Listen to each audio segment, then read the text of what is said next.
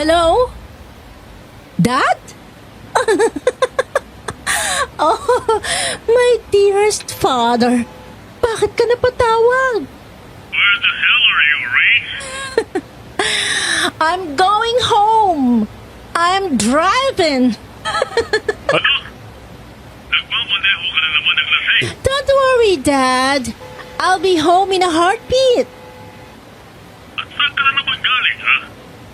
Sa bar na naman. Alas 3 na naman daling araw. Kababae mong tao pero lamang ka pa rin ng kalsada. Oh, please, Dad. Tumahimik na kayo. Pauwi na nga oh. Sa gitna ng kalasingan ko ay napakunot noo ako nang mapunta sa daan ang aking atensyon. Dahil sa gitna ng kalsada ay may kung ano akong nakitang malaking bulto ng tao. Lalaki. Hindi ko sigurado kung tao nga na maituturing ang nakita ko dahil kahit malayo ay kita ko ang nanlilisik at kulay apoy nitong mga mata. Bigla kong nakalimutan na kausap ko ang daddy ko sa kabilang linya. Biglang nanlaki ang mga mata ko nang tumakbo ang lalaking nasa gitna ng daan at sinalubong ako. At ganoon na lang ang takot na gumapang sa buong katawan ko nang makita ko ng malapitan ang kanyang muka.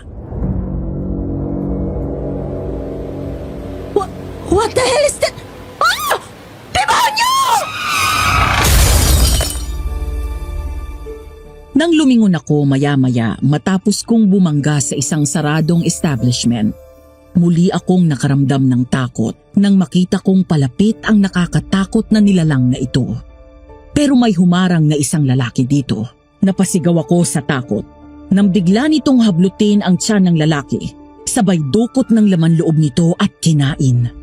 Matapos yun ay nawalan ako ng malay at nagising na lang ako na nasa ospital na. Dad? Mabuti naman at nagising ka na dahil naghihintay sa'yo mga pulis. Ano ka ba, Rain? Kailan ka ba titino, ha? Pangatlong DUI mo na to. 26 ka na. Hindi ka pa ba nahihiya sa pinagkagawa mo? I'm okay, Dad. Masakit lang ang katawan ko pero maayos naman ang kalagayan ko. Thank God I'm still alive.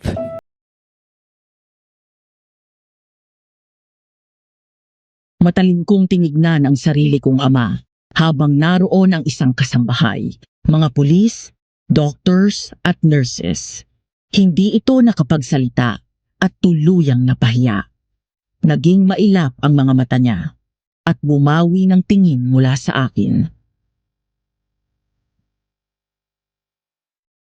Gusto ko nang sinabi kay at di mo tinatanong. Dahil alam ko naman na wala ka naman talagang pakialam sa akin. Salip na tanungin mo kung kumusta na ako dahil na-aksidente ako. Saan mo nagad sinalubong mo sa akin? Anong klaseng ama ka?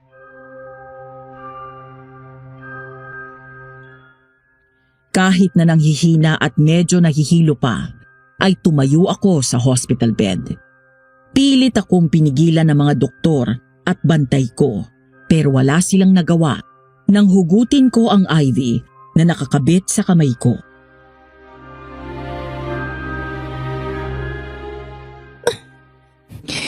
Atat na atat kang pumunta ako sa presinto, di ba? Tara na! Ano pang hinihintay mo? Ipakulong mo na ako! Napastangan ka talaga! Napakatigas talaga ng ulo mo! Para magtino ka, sasama ka kay June at ipadadala kita sa Bicol! Dahil sa paulit-ulit na offense ko ng driving under the influence, tuluyan nang nakansila ang driver's license ko. Hindi lang naman yon ang kalokohan ko sa buhay. Bukod sa inom at gabi-gabi akong laman ng bar, minsan na rin akong nahuli na nag-shoplift. Nasubukan ko na rin ang party drugs and slept with several men. Oo, Madam Venus, I am a woman with a broken soul and a broken heart. Maayos naman ang buhay ko noong nagsasama pa ang parents ko. Graduate ako ng college with Latin honors. Maganda ang trabaho sa kumpanya ng daddy ko. Hanggang isang beses, nagising na lang ako na pinalayas ni Daddy si Mommy. Pagkatapos ay inuwi ang kabit niya sa bahay. Mas lalong nagngit-ngit ang kalooban ko sa galit kay Daddy at sa kabit niya nang mamatay si Mommy matapos nitong kitlin ang sarili niyang buhay. Mula nang mawala si Mommy ay unti-unting lumabas ang totoong ugali ni Dad. Wala siyang pakialam sa akin. Hindi niya ako mahal. Ang noon na inakala kong ama na mapagmahal ay isa palang ilusyon. Dahil doon ay sadya akong nagrebelde. I ruined my life and put his name to shame. Huminto ako sa trabaho at minaldas ko ang pera niya. Sa bawat ginagawa ko ay sinisiguro ko na mae-eskandalo ang pangalan niya. Hanggang itong huli nga ay pinatapon niya ako sa Bicol kasama ng hardinero naming si Mang Jun. Ang buong akala ko ay hindi ko na makikita pa ang maladimonyong mukha ng lalaking muntik ko nang masagasaan ng gabing maaksidente ako. Ngunit nagkamali ako. Dahil pagdating ko sa Bicol, doon na nagsimula ang nakakatakot na karanasan ko. Isang magandang umaga sa iyo, Madam Venus. Itago niyo na lang ako sa pangalan na Rain at nais kong ibahagi sa inyo ang sarili kong kwento tungkol sa aswang.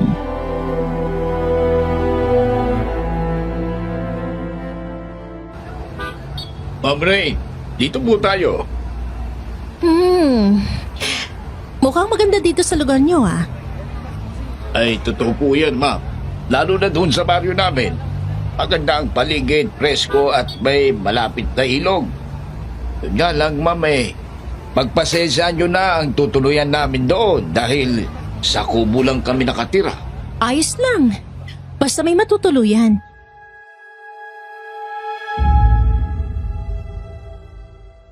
Naghintay pa kami ng ilang sandali doon sa terminal hanggang may humintong jeep sa harap namin.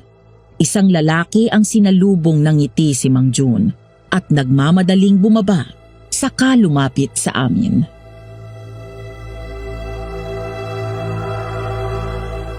Eric, ako, salamat at dumating ka na. Ninong, kumusta po? Long time no see ah. Mabuti naman na ikaw. Kumusta ka na ba? Ayos naman po. Kanina pa ba kayo? Ay, hindi naman anak. Siya nga pala si Ma'am Rain. Anak ng amo ko. Ma'am, siya po si Eric ang inaanak ko. Doon po kayo sa bahay niya tutuloy. Mula po ngayon ay siya na po ang magsusupervise sa inyo. Supervise? Anong ibig niyo sabihin? Siya ba yung amo mong spoiled brat, nong? Anong spoiled brat? I'm not a spoiled brat. Oo na. Hindi na kung hindi. Sakay na sa loob, mahal na prinsesa. Hambog. Pogi naman. Kakapisit. Sa buong biyahe namin ay nakasimangot ako habang pasulyap-sulyap kay Eric. Maya-maya ay may nadaanan kaming babaeng buntis. Huminto si Eric at lumingon sa babae. Unang tingin pa lang ay halatang kilala niya ito. Ate Alma! Anong ginagawa mo dyan? Bakit wala kang kasama? Pauwi ka na ba? Abay, sumabay ka na sa amin. Halika dito at sumakay ka na. Diyos ko, kabuwanan mo na. Hindi ka dapat na lumalabas ng bahay na wala kasama. May pinuntahan po kasi si nanay . May binili lang ako sa palengke. Pero sumasakit na nga ang tiyan ko kanina pa . Manganganak na po yata ako. Habang nakikinig ako sa usapan nilang tatlo, ay napapalingon lang ako kay Eric. Sumulyap siya sa akin habang nagmamaneho, saka ngumisi at nang aasar na tumawa. Pagkatapos ay tinuro ako nito sa babaeng tinawag nilang Alma. Ate Alma, si Rain pala.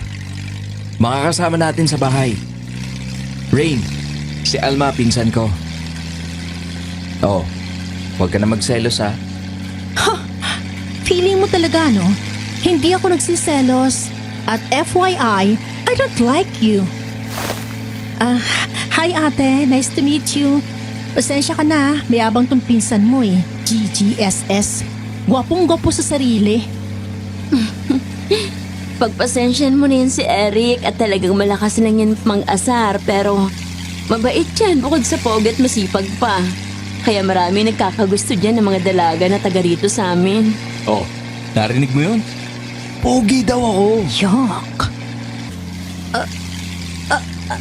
Aray, Mang Jun, manganganak na yata ako. Ano ka mo? Nako, Eric, bilisan mo na at manganganak na to si Alma. Pumutok ng panibigan ko. Ha? Lalabas na yata yung baby ko.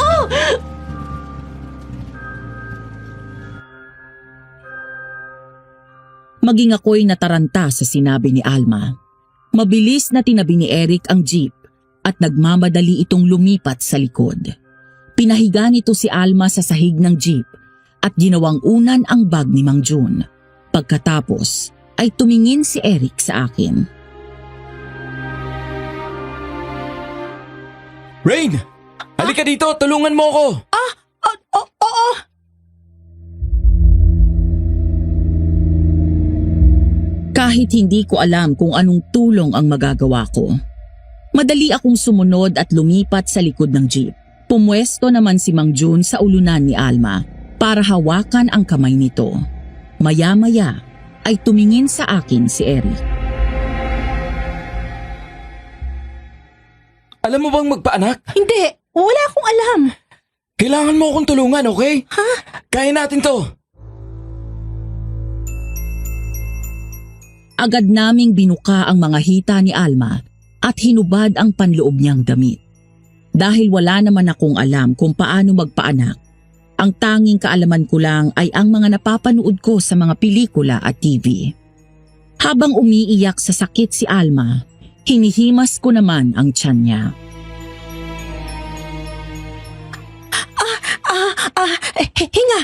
Hinga ka sunod-sunod.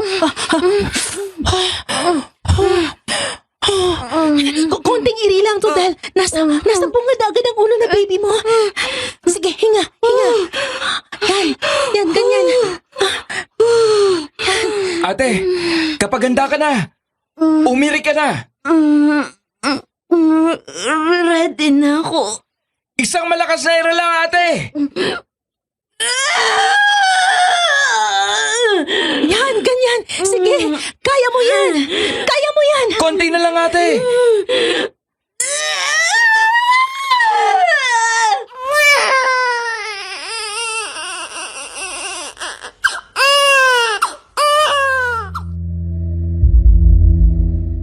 Samantala, natulala na lang ako nang makita ko ang bahay na tutuluyan ko.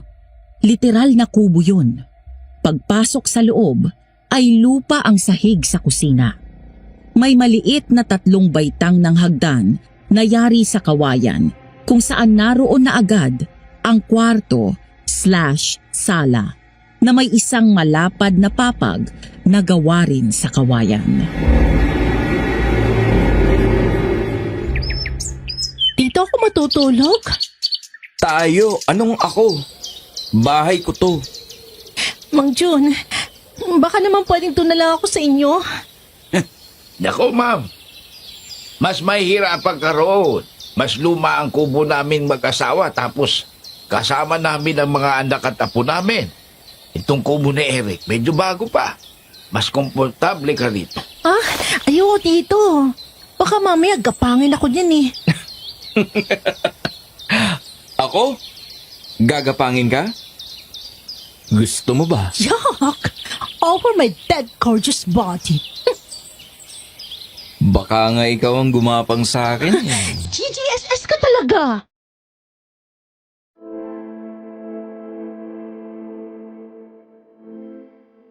Hindi ko inaasahan na magugustuhan ko doon sa kubo.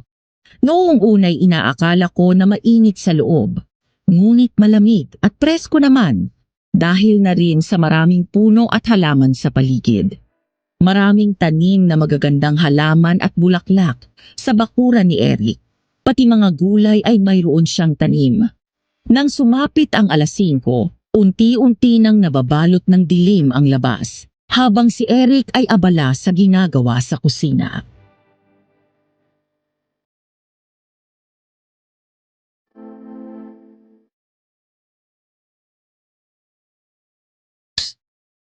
Uy! Halika dito. May pangalan ako, no? Anong hoy?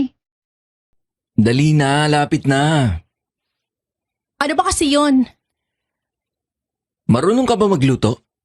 Oo naman. Saing. Sa rice cooker. Oh, tuturuan kita magsaing dito sa panggatong ha. Ba't ba kasi akong pagagawin mo niyan? Aba, Miss Bratinella, hindi ka nandito para magbakasyon at magbuhay prinsesa.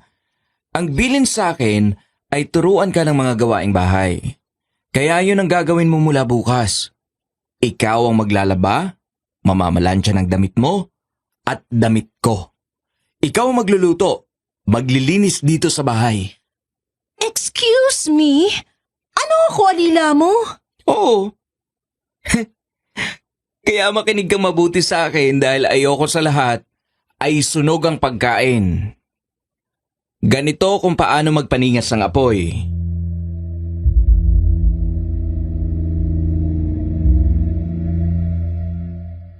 Inis na inis ako, Madam Venus. Hindi ko alam na ganito ang dadatnan ko dito. Kung alam ko lang na gusto kong gawing alila ng daddy ko, tumakas na lang ako at lumayo sa lahat. Lalo pang naging malala ang sitwasyon ko dahil sa hambog na si Eric. Matapos akong turuan ito sa kusina, ay tinuruan naman niya akong magluto gamit ang panggatong. Matapos nitong magsaing ay nagprito ito ng isda at nagsapaw ng talbos ng kamote sa sinaing. Nang maghain ito sa mesa, napatitig na lang ako sa pagkain. Hindi ako nag-iinarte, Madam Venus.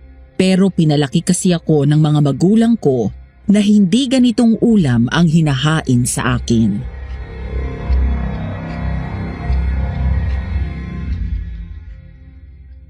Oh, anong tinitingin-tingin mo dyan?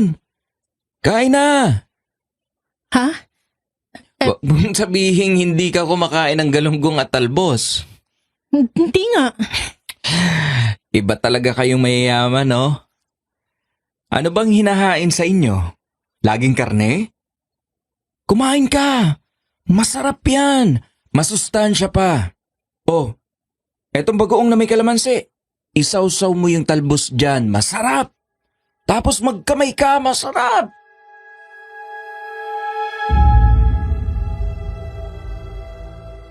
Sinunod ko si Eric. Kahit na naiilang ako kung paano ito kumain. Nakataas ang paa, nakakamay at hinihigop ang kanin. Parang gusto kong mawala ng gana. Pero gutom na rin ako at wala naman akong ibang pwedeng kainin. Nang matikman ko ang galunggong ay namilog ang mata ko. Napatingin ako kay Eric nang matawa ito.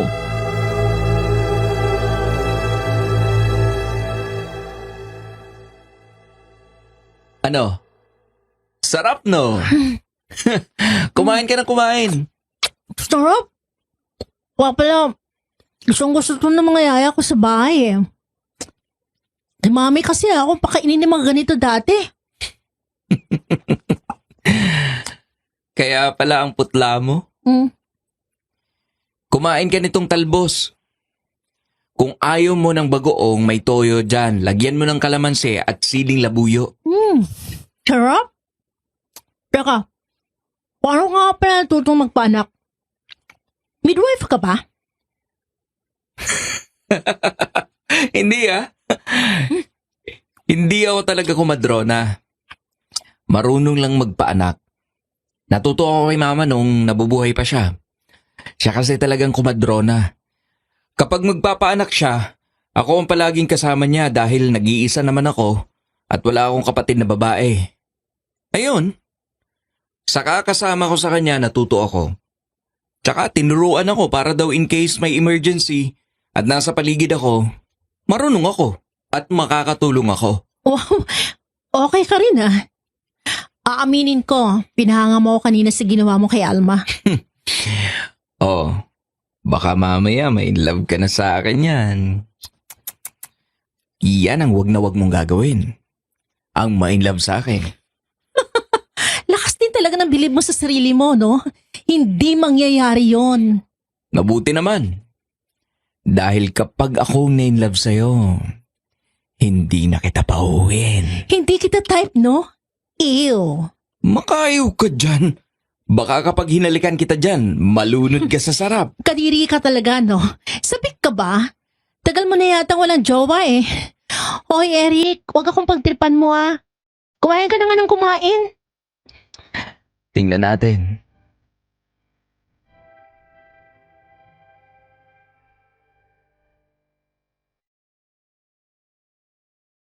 Alam kong maaga pa, pero naaaalimpungatan na ako dahil sa mga huni ng ibon sa labas. Hindi ko na namalayan kung anong oras ako dinalaw ng antok. Hindi ako makatulog kagabi dahil masyadong matigas at masakit sa likod ang papag na kawayan. Habang si Eric, na nakahiga sa lapag, ay mahimbing ang tulog at naghihilik pa. Kaya naman, hindi ko magawang idilat ang mga mata ko.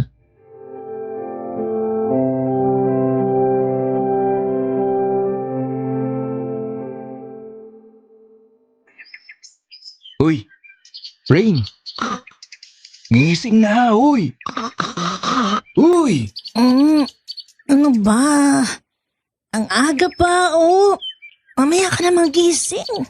magluto ka na ng almusal. Mamaya na sabi. Ayaw mong bumangon dyan, ha?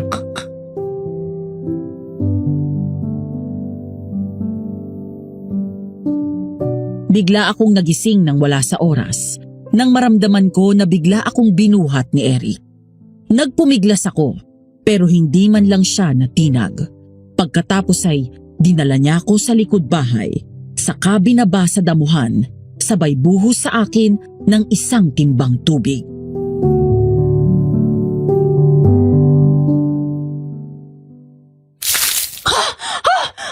Oh my gosh! Yun! Walang hiya ka! Ba't mo ako binasa? Ayaw mong bumangon, eh. Pasado 6:00 na, tanghali na. 6 in the morning? Are you serious? Anong tanghali na pinagsasabi mo dyan? Ano bang hindi ako kagad nakatulog dahil ang sakit sa likod ng papag mo? Hindi ko na problema yon. Hoy, madam, wala ka sa inyo. Dito, kailangan mong bumangon ng maaga para maganda ng umagahan ko. 5:00 pa lang nasa bukid na ako. Maghanda ka na ng almusal ko. Babalik ako dito mamayang 8:00. Kailangan may sinangag at naprito mo na yung tuyo, ha? Ha? Maghanda ka na rin ng itlog na maalat. Lagyan mo ng kamatis. Sandali lang, hoy! Saan ka pupunta? Babalik ako sa bukid. Siya nga pala. Mamaya kapag nagbihis ka na, magsuot ka ng bra, ha? Ano? Bakat na bakat yung dibdib mo. Baka nakakalimutan mo, lalaking kasama mo sa bahay. Bastos! Ba't mo tinitingnan? Nakita, hindi tiningnan. Magkaiba yon. Tsaka nakabuyang-yang. Anong gagawin ko? Kung hindi mo ako binasa, hindi mo makikita. Malay ko ba na wala kang suot na bra? Sige na, maligo ka na. May tubig na doon sa CR. Yung bilin ko, ha? Oo na! Madulas ka sana, hambog! I love you too. Yuck!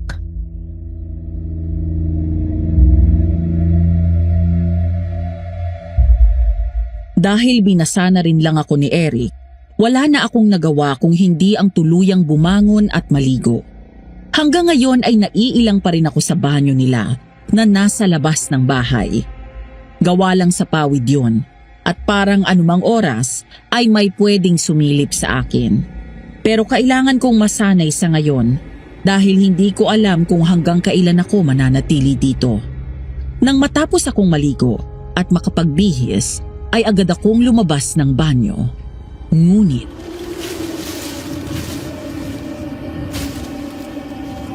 napahinto ako nang may maramdaman akong kakaiba sa paligid.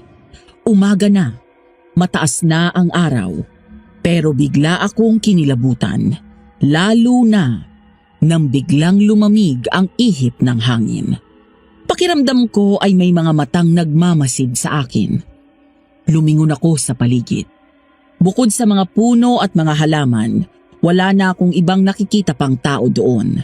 Ang mga kapitbahay namin ay medyo malayo mula sa kinatatayuan ng kubo ni Eric. Napakislot ako sa gulat nang may marinig akong nakakatakot na bulong sa aking tenga.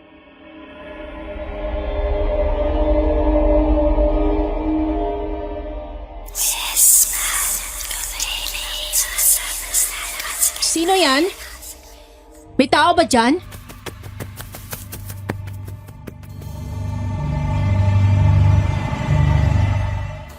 Bigla na naman akong napalingon nang marinig ang mabilis na yabag ng mga paa na yun na tumatakbo palayo. Agad kong hinanap ang pinanggagalingan nito, ngunit wala akong makitang tao. Lalo akong nakaramdam ng takot. Hanggang sa... Rain? Tao po! Nandyan na! Dali akong tumakbo pabalik sa loob ng bahay. Agad akong ngumiti at sinantabi ang takot na nararamdaman ko. Nang makita ko si Alma, dala ang bagong panganak na baby nito. Bukod sa mag-ina, kasama rin nila si Mang June. Ay! Kayo pala yan. Pasok kayo. Kalalabas lang namin ng ospital. Sabi ko kay Mang June, dumaan muna kami dito bago umuwi. Oh, kumusta ka na? Naku, ang cute naman ng baby girl mo. Kamukha mo. Salamat. Anong name niya? Erica Rain. Sinunod ko sa pangalan niyo ni Eric dahil kayo ang nagpaanak sa akin. Kung wala kayo, baka nalagay na sa peligro ang buhay namin na mag-ina. Kaya rin ako pumunta dito para magpasalamat ng personal sa'yo. Naku, bakit sa akin? Nag-assist lang naman ako eh. Kay Eric ka magpasalamat. Pero salamat dahil pinangalan mo sa akin ng baby mo. Sarap pala sa pakiramdam. Parang ang laking bagay na ginawa ko. Malaki naman talaga dahil iniligtas niyo ang buhay namin. Mamaya kakausapin ko si Eric pagpunta niya sa bahay. Alam ko naman na nasa bukid yun eh. Kumusta naman ang unang gabi mo dito? Hindi ako masyado nakatulog sa gabi eh. Hindi pa po ako sanay humiga sa papag. Tsaka ayun, lagi kami nagbabangayan ni Eric. Paano napakahambog kasi? Tapos kumakautos eh. Magpasensahan mo na yung batang yon at sadyang maloko talaga yon. Dating sundalo yon kaya medyo istrikto. Pinagluluto nga ho niya ako. Tinuruan niya ako kagabi magpabaga ng kalan. Kaya lang di ko natandaan lahat ng sinabi niya. Yun lang pala eh. Huwag kang mag-alala. Tuturuan ka namin. Maangas lang talaga yun si Eric minsan, pero mabait yun. Baka nga magkagustuhan pa kayo eh. Naku, no way! Halika na at turuan na kita na makapagluto ka na. Baka bumalik yun nang hindi ka pa nakakapagluto at magalit yun. Ayaw sa lahat ni Eric yung nahuhuli sa oras. Mang June? Nasaan na ang pamilya ni Eric? Maagang naulila yan sa mga magulang niya. Kaya ako ang nagpalaki sa kanya. Kaya't parang anak ko na rin ang turing ko dyan sa batang yan. Ang asawa at anak naman niya napatay. Habang wala siya sa bahay at nasa isang misyon. Pinasok ng masamang loob ang bahay ng kanyang mag-ina at pinatay. Nang malaman ni Eric ang lahat, agad siyang muwi at hinanap ang mga sospek. Pinatay niya rin yun, kaya narilib siya bilang sundalo at nakulong ng ilang taon. Mula noon pinagyaman na lamang niya ang lupain niya at nagsaka. Ganun po ba?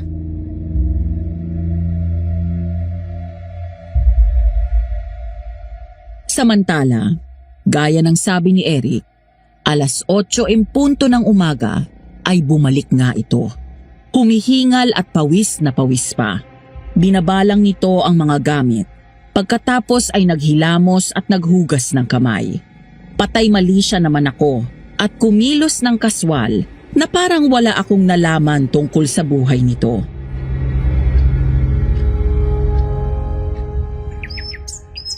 Ano?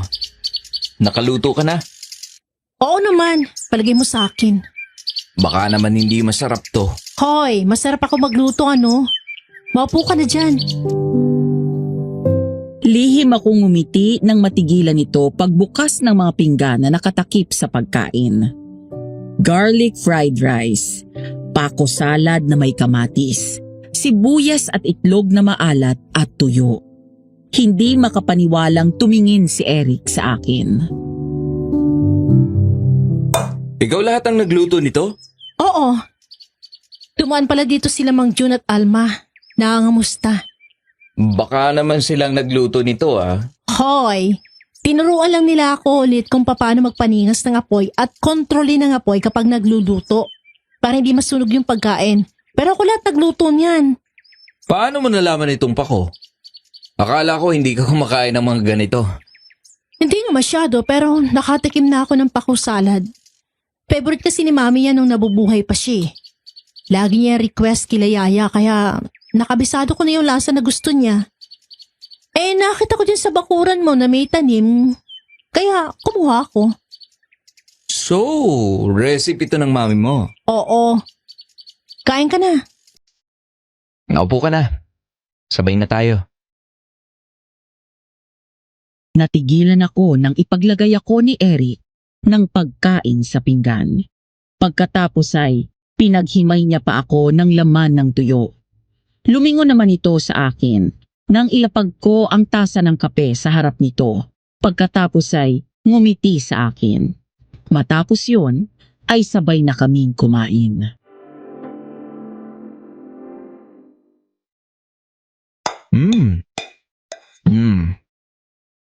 Ang sarap ng salad mo Salamat.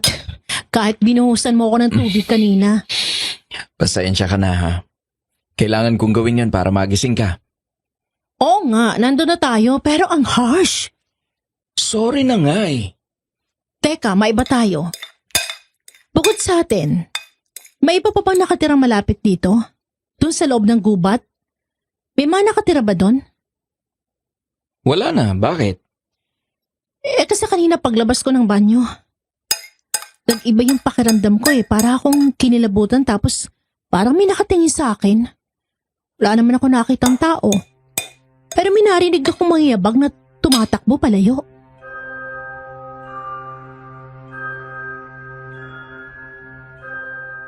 Biglang kumunot ang noo ni Eric at sumeryoso ang mukha. Huminto ito sa pagkain, sabay lingon sa labas ng pinto at muling ibinalik sa akin ang tingin. Nakita ko ang pag-aalala sa mukha nito. Nang hindi pa nasiyahan, ay tumayo ito at lumapit sa pinto, saka tumingin sa paligid.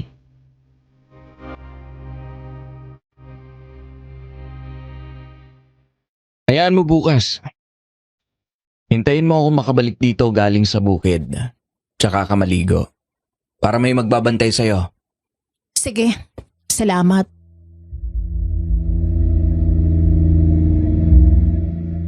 Isang araw, dahil kaarawan ni Alma, ay naimbitahan kami para sa isang kaunting salo-salo. Pumunta kaming dalawa ni Eric at nakisaya.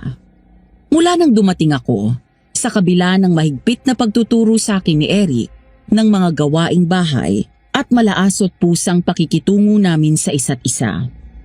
Iyon pa lang ang araw na talagang nag-enjoy ako doon. Masarap ang mga pagkain na hinanda ng nanay ni Alma. Bukod doon, ay may alak din na pinag-aagawan pa namin ni Eric dahil pigil ito ng pigil sa akin na uminom. Natukso kami tuloy ng wala sa oras at sinabing para daw kaming mag-asawa. Kaya hanggang pag-uwi ay hindi kami nagkikibuan. Uy, galit ka pa rin ba? Oo, kaya huwag mo akong kausapin Minsan na nga lang ako mag-enjoy Bakit ka ba pinatapon dito? Di ba dahil sa alak? Tapos iinom ka na naman? Konti lang naman eh. Kahit na konti. Saan ka ba natutong uminom? Di ba sa pagtikim ng pakonti-konti? Oo na, sige na. Dami na naman sinasabi.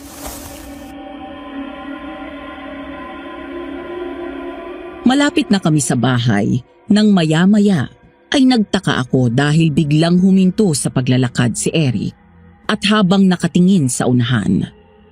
May bahid ng takot at pag-aalala sa mukha nito kaya nilingon ko ang direksyon kung saan siya nakatingin. Sa unahan namin ay may isang malaking lalaki. Sa itsura nito ay hindi ako sigurado kung tao ba ang nasa harap namin. Nakakakilabot ang mukha, matangkad ito, maskulado ang katawan, maitim ang balat, at mahaba ang hanggang balikat na buhok nito. Ang mga mata nito ay kulay apoy, nanlilisik at matalim ang tingin sa amin. Ang mga kuko nito ay mahaba at matalas, gayon din ang mga pangil nito. Maya-maya ay mabilis na bumalik ang alaala ko nang gabing na aksidente ako.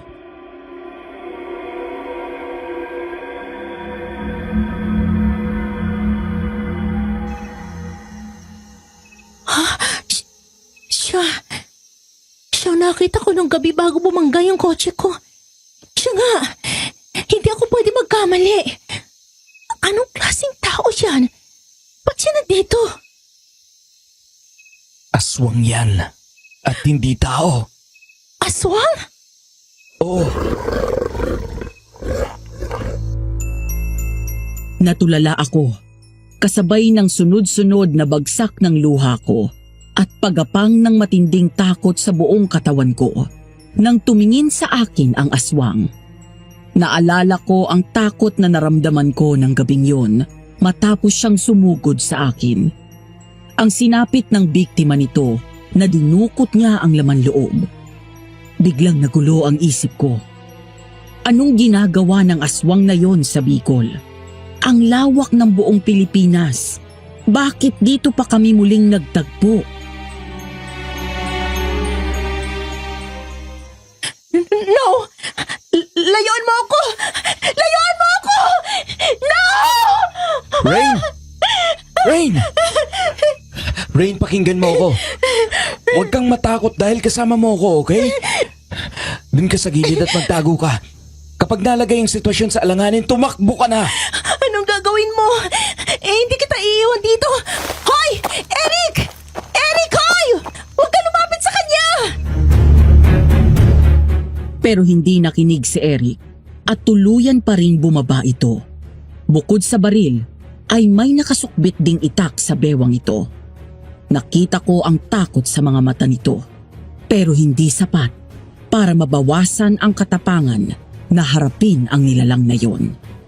Ilang sandali pa ay nagsimulang humakbang ang aswang palapit sa amin. Eric! Mag-iingat ka! Eric!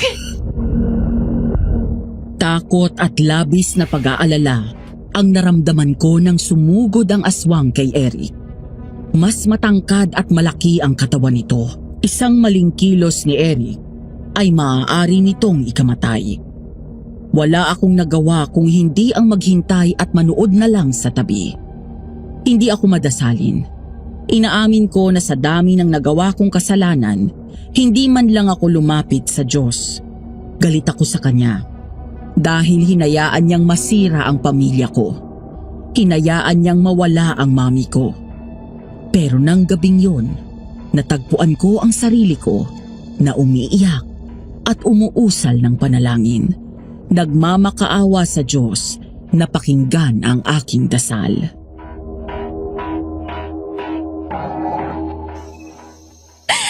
Diyos ko, alam ko na isa akong makasalanan at wala akong karapatang lumapit sa iyo. Pero kahit ngayon lang, sana'y pakinggan niyo ako. Iligtas niyo po si Eric. Napakislot ako sa gulat nang magtangka ang aswang na hablutin si Eric at kalmutin ito ng mahaba nitong mga kuko. Ngunit maliksi rin si Eric at mabilis na nakaatras. Kasunod noon ay mabilis na hinugot nito ang itak sabay hiwa sa braso ng aswang. Mabilis na tumakbo palayo si Eric at agad sumunod sa kanya ang aswang.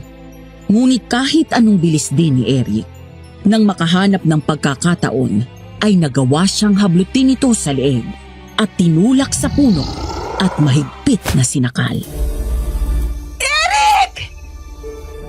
Nataranta ako, Madam Venus. Nakita ko ang paghihirap ni Eric habang nakikipaglaban sa isang demonyo. Nang mga sandaling yon, alam ko na dapat meron akong gawin. Hindi ako pwedeng tumayo lang doon at panoorin na unti-unting pinapatay ng aswang si Eric. Dali akong lumingon sa paligid.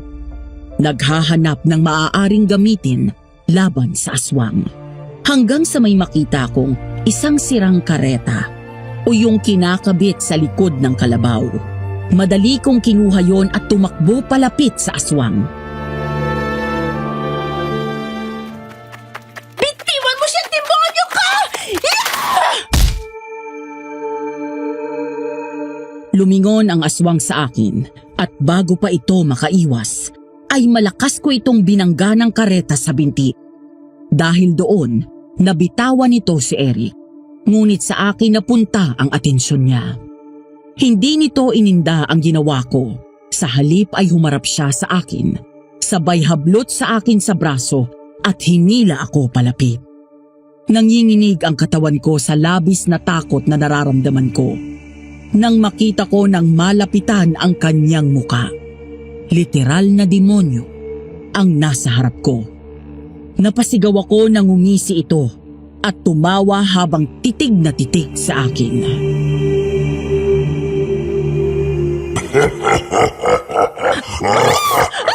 Layon mo ko! Demonyo ka! Bigla akong binitawan ng aswang matapos ang sunod-sunod na putok ng baril na yon. Pagkatapos ay mabilis itong tumakbo palayo. Nang tumingin ako kay Eric, nakita ko na may hawak na itong baril. Dahil sa labis na takot, ay parang tinakasan ng lakas ang mga binti ko at biglang napaupo sa damuhan. Rain! Inalalayan ako ni Eric hanggang sa makaupo ako sa silya. Agad itong kumuha ng isang basong tubig at ibinigay sa akin. Matapos uminom, ay naupo ito malapit sa akin, saka hinaplos ng marahan ang braso ko. Ano? Okay ka na? Oo. Salamat. Ikaw nga dapat ang tinatanong ko eh. Hindi ka ba niya nasugatan si Leek? Lumapit ako kay Eric at tinignan ko ang liig niya para masiguro kung may sugat ito o wala. Saka pa lang ako nakahinga ng maluwag nang makitang wala itong natamo kahit maliit na sugat mula sa aswang.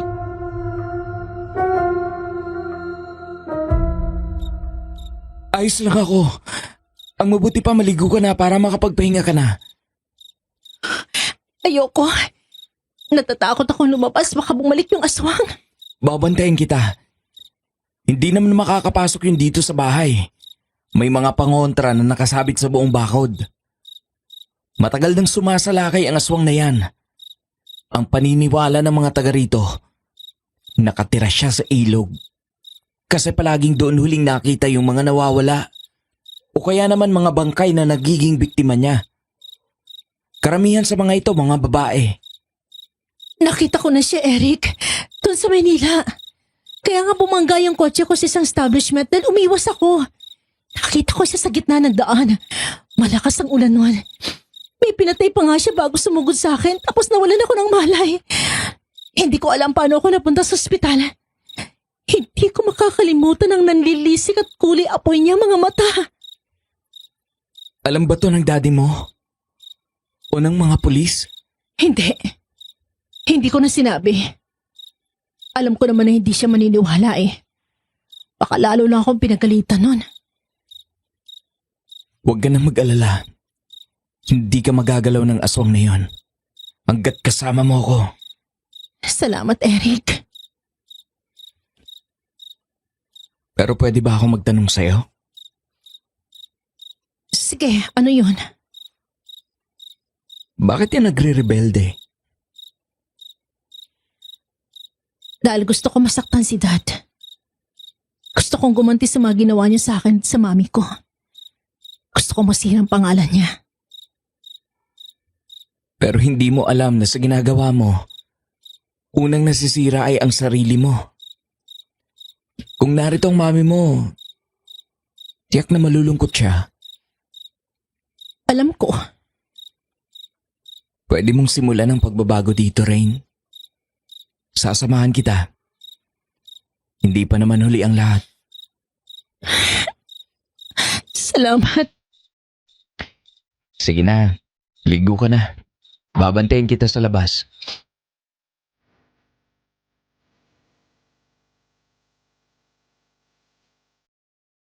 Pag-akyat ko sa kwarto, natigilan ako nang makita ang matres sa ibabaw ng papag. Hindi lang yon, may pobre kama na rin, kumot at punda ang mga unan. Hindi makapaniwala na lumingon ako kay Eric. Natatawa na sumunod ito sa akin.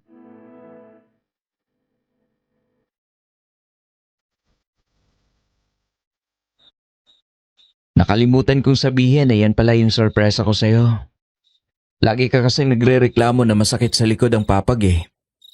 Kaya yan, bumili na ako ng matres para naman makatulog ka ng maayos. Thank you, Eric.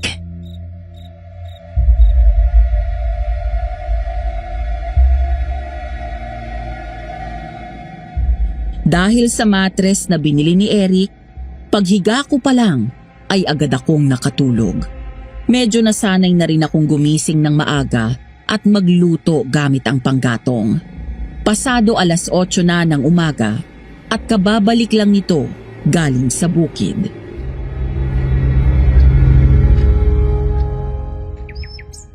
Ang sarap ng tulog mo ah. Siyempre, malambot na yung higaan ko eh. Mabuti nakatulog ka ng maayos. Dahil may ipapagawa ako sa iyo pagkakain natin. Ano yun? Nang matapos kami kumain, ay sinama niya ako sa likod bahay. Natulala na lang ako nang ilapag ni Eric ang tambak na mga damit nito. Pagkatapos ay ngumiti lang siya sa akin na parang wala lang. Ano to? Damit. Mga damit ko. Oo, alam ko damit. Pero anong gagawin ko dito? Huwag mong sabihin. Tama. Lalaban mo yan. Eh, nasa ng washing machine mo? Wala ako nun. Tsaka hindi mo alam na madaling makasira ng mga damit yun. Kaya ang gagawin mo, kukusutin mo lahat ng yan. Etong sabon, bleach, pangtanggal sa mancha at brush. Tapos ayan ang batya at bangkito. At yung tubig, ayun ang balon. Alam mo na kung paano kumuha dyan. Tinuruan na kita. Seryoso ka? Ako lahat maglalaban ito? Hindi lang ito. Kasama na dyan ang mga damit mo. Sige ka, kapag hindi ka naglaba, mauubos ang damit mo. Ipalaundry na lang natin to sa bayan. Ang gastos mo naman. Sige na, kaya mo yan. Una na ako, balik na ako sa bukid. At isa pa pala, kapag tapos ka na maglaba, may mga damit akong nasa ibabaw ng papag. Pakiplansya na rin. At huwag mong kakalimutan magluto ng tanghalian ha. Babalik ako dito bago mag-12. Eric, hoy! Sandali lang! Hoy! Siya nga pala. May mga brief ako dyan. Baka mamaya may pagnanasa ka sa akin eh. Sira ulo! Hambog!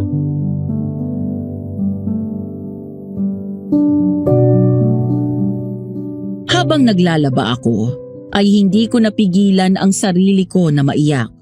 Aping-api ang pakiramdam ko Parang pinagkakaisahan ako ni Eric at ng tadhana. Ito na yata ang kabayaran ko sa mga ginawa kong kalokohan.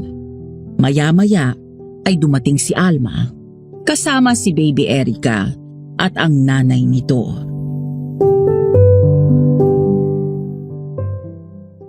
Oh, ba't ka umiiyak dyan? Kasi si Eric, dami-daming pinagagawa. Tingnan mo nga ito, oh. Ang hirap kusutin ng mga damit niya, puro putik. Di naman ako marunong mag-hand wash, eh.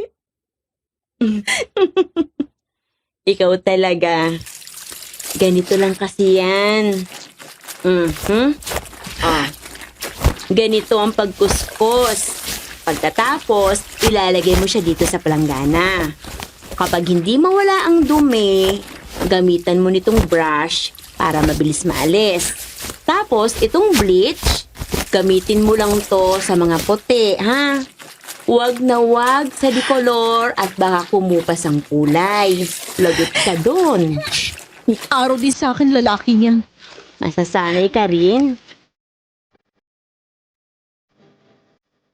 Hindi ko alam kung paano ko nagawa, pero habang naglalaba ay nakapagluto ako ng tanghalian namin bago umuwi si Eric.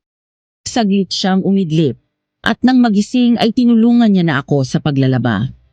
Nangaasar pa dahil nakuha niya ang panty ko at siya ang nagkusot nito. 5:00 pasado ng hapon, nagpaalam ito na lalabas sandali habang ako naman ay namamlan siya ng damit nito. Dahil may nakasalang na rin ako sa kala ng mga sandaling yon, tumakbo ako sa kusina nang marinig na umapaw ang pinakukuluan kong sabaw. Hindi sinasadya na naiwan ko ang plancha sa ibabaw ng damit nito at tuluyan yung nawala sa isip ko. Hanggang sa ilang sandali pa, humahangos na pumasok si Eric.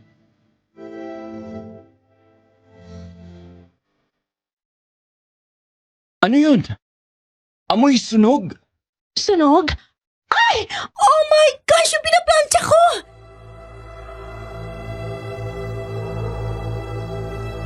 Agad akong tumakbo pabalik sa kwarto at nakita ko na lang na umuusok ang damit. Agad kong inalis ang plancha at kinuha ang t-shirt. Nang tumingin ako dito, ay nakita ko ang galit sa mga mata nito. Hinablot nito mula sa akin ang damit.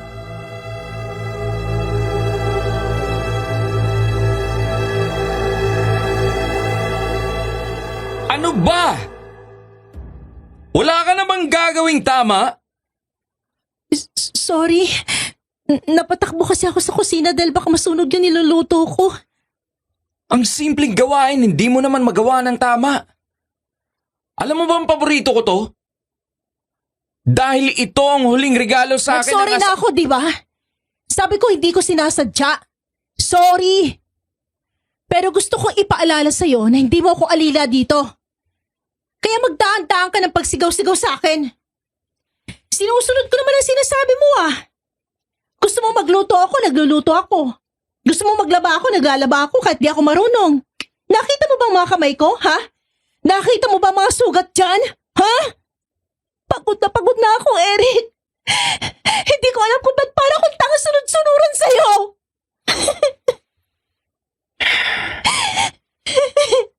Sorry. I'm sorry. Nabigla lang ako.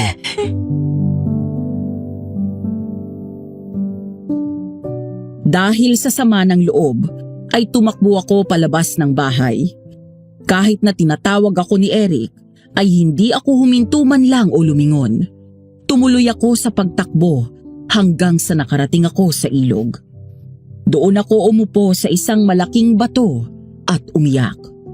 Para akong bata na nagsiself-pity, Madam Venus. Namimiss ko na ang dati kong buhay na maayos at may mga gumagawa ng lahat para sa akin. Lalo akong naiyak nang makita ko ulit ang mga kamay ko na sugat-sugat dahil sa paglalaba kanina.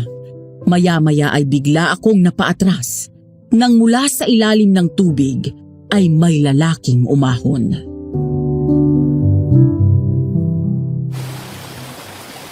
Ay, sino ka? Nako, miss. Sorry, nagulat kita. Huwag kang matakot. Naliligo lang naman ako dito. Sorry din. Bahagya akong nailang nang umahon nito mula sa tubig at tumambad ang matikas nitong pangangatawan. Mukhang alaga sa gym ang lalaking ito. Medyo sunog ang balat. Gwapo at pangmodelo ang tipo. Lalong nakadagdag sa lakas ng dating nito ang hanggang balikat na itim nitong buhok. Nasundan ko siya ng tingin nang umupo ito sa isang bato katabi ng kinauupuan ko. Saka nilahad ang kamay sa akin.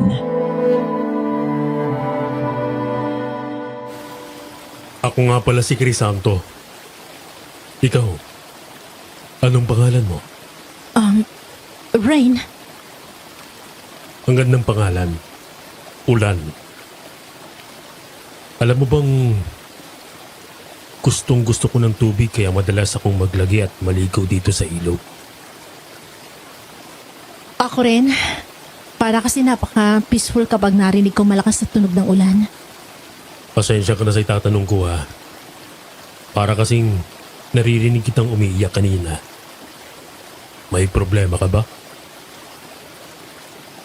Oh, wala. Wala yun. Okay lang ako. Sana palagi kang bumalik dito.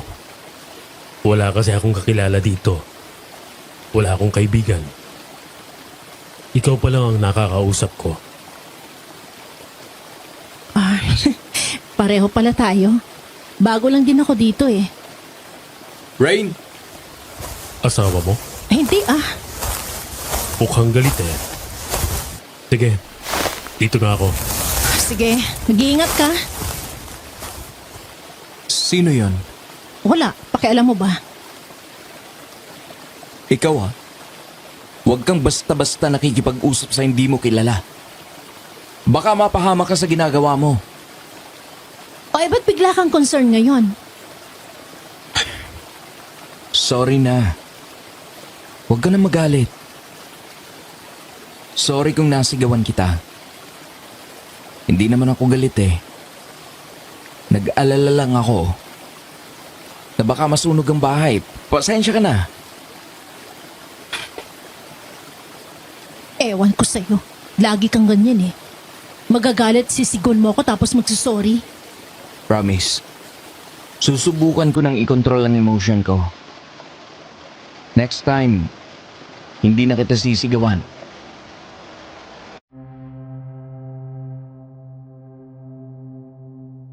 Dahil nagtatampo pa rin ako sa kanya, hindi na ako sumagot pa hanggang sa napalingon ako kay Eric nang kunin nito ang kamay ko at hinawakan. Natigilan ako at napaisip, Madam Venus. Kanina, nang magdaop ang mga palad namin ni Crisanto, ay wala akong naramdaman.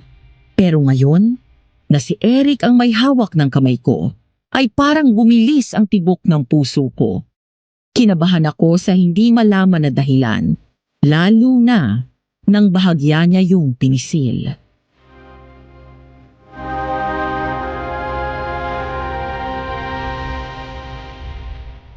Babawi ako sa'yo. Halika na. Umuwi na tayo. Madilim na. Baka lumabas na naman ang aswang na humarang sa atin kagabi.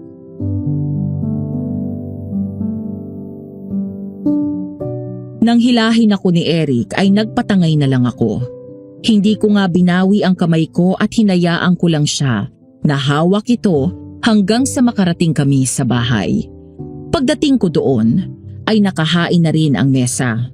Parang natunaw ang galit ko nang magtagpo ang tingin namin at ngumiti ito. Lalo na nang marahan akong haplusin sa pisngi. Kain na tayo? Isang araw ay kinailangan ni Mang June at Eric na umalis at pumunta sa kabilang bayan. Naiwan ako sa bahay mag-isa hanggang sa dumilim na at hindi pa rin nakakabalik si Eric. Dahil hindi pa ako inaantok, naisip kong bisitahin ang phone ko. Minsan kasi ay may signal doon pero nawawala-wala rin madalas. Nang wala akong masagap na signal sa loob, ay naisipan kong lumabas. Nabuhayan ako ng loob nang makita na nagkaroon ng signal, kaya agad kong tinawagan ang daddy ko. Hello? Dad? Dad?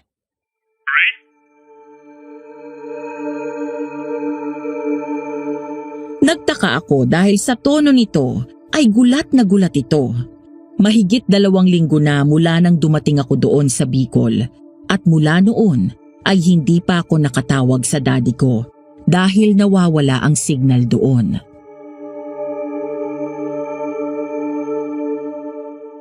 Ako nga, Dad. Kumusta ka na? Hanggang kailan ba ako dito? Mag-iisang buwan na ako eh. Baka naman pwede na ako umuwi. Sige na. At may lakad pa kami ng Tita Susan mo. Dad, sandali lang. Daddy? Hello? Hello? Gusto kong maiyak ng mga sandaling yon dahil sa pinakita ng daddy ko. Pakiramdam ko bigla ay wala na siyang balak na pabalikin ako sa Maynila ng mga sandaling yon. Naramdaman ko ang pag-iisa. Tuluyan na nila akong kinalimutan. Hanggang sa...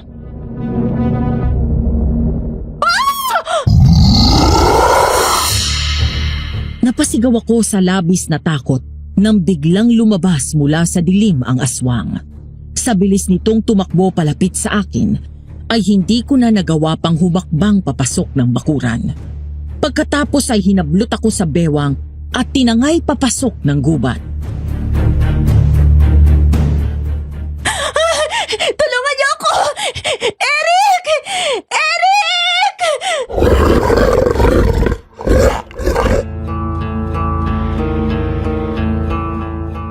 Hanggang sa huminto kami malapit sa ilog.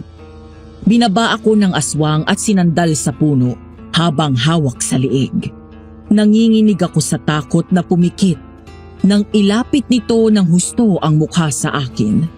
Takot na takot ako ng mga sandaling yon, Madam Venus. Ang akala ko'y yun na ang katapusan ng buhay ko. Impit akong tumili nang humawak sa pisngi ko ang magaspang nitong kamay.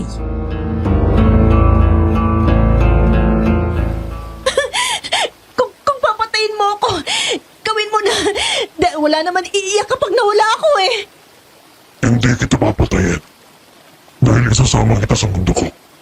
At ikaw ang magiging ina ng mga anak ko. Ayoko maglawan ng isa pang demonyong katulad mo. Kaya patayin mo na ako.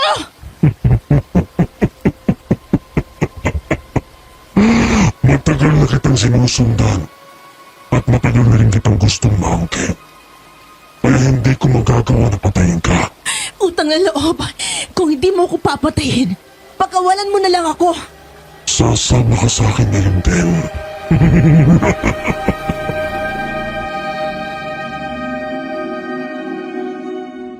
Maya-maya, mula sa malayo, ay narinig ko ang malakas na boses ni Eric habang tinatawag ako. Pareho kaming napalingon sa direksyon ng pinanggagalingan ng boses ni Eric. Wala sa loob na napangiti ako. Rain! Rain! Eric! Eric, tulungan mo ako! Rain! Tumahimik ka! Kung ayaw mong patayin ko ang lalaki yan! Mapapatay ka na muna ni Eric bago mo pa magawang sinasabi mo! Bigla kong hinablot ang suot kong kwintas na may krus na pendant, saka yun dinikit sa balikat nito. Malakas na sumigaw ang aswang na para bang napaso ito kaya nabitawan ako nito. Hindi na ako nag-isip at mabilis akong tumakbo pabalik sa bahay.